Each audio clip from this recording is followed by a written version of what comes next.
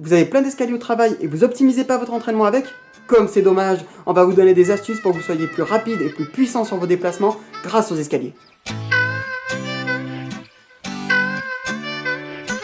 Bonjour et bienvenue sur cette nouvelle vidéo du défi 30 jours 30 vidéos du blog Corps et Esprit Martial. Aujourd'hui, on filme une vidéo pour que vous puissiez vous entraîner en temps caché. Le temps caché, c'est quoi? C'est lorsque vous entraînez et que ça ne prend pas de temps sur autre chose. Un des moments rois pour vous entraîner en temps caché, je crois que c'est l'usage des escaliers. Alors faites super attention, ça reste des escaliers, allez pas tomber, allez pas vous faire mal, d'accord? Vous le faites à votre rythme, vous faites bien attention.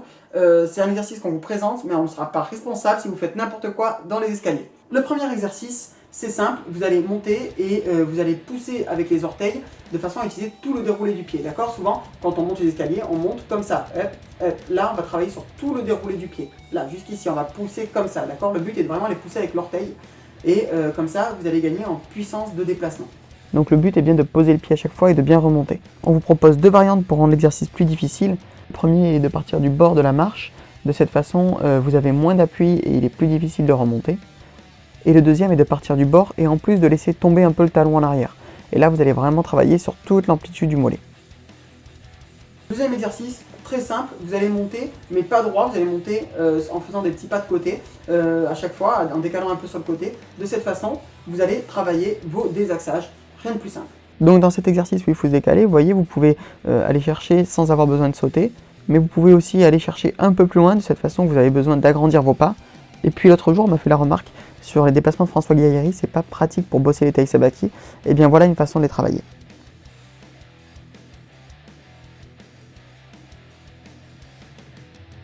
En avant et en arrière.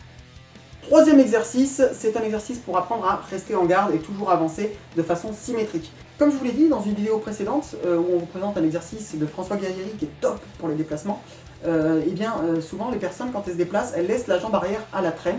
Et donc le fait de faire le troisième exercice, vous allez toujours monter jambe droite, jambe gauche, jambe droite, jambe gauche, jambe droite, jambe gauche, ou l'inverse, jambe gauche, jambe droite, jambe gauche, jambe droite. Et bien ça va vous aider à avancer de façon simultanée. Le but est bien sûr d'avancer le plus vite possible. Je pense que la démonstration se suffit à elle-même.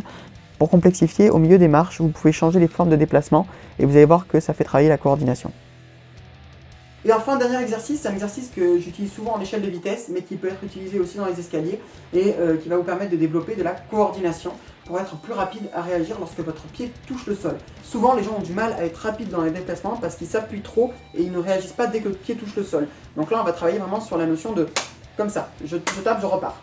Donc les trois pas démontrés lentement. 1, on monte, 2, on rejoint, 3, on décale.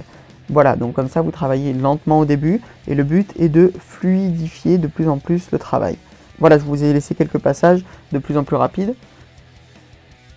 Et sur le dernier passage, je commence lentement et j'accélère, tout simplement pour travailler le fait de déborder l'adversaire et de réussir à prendre le dessus en combat.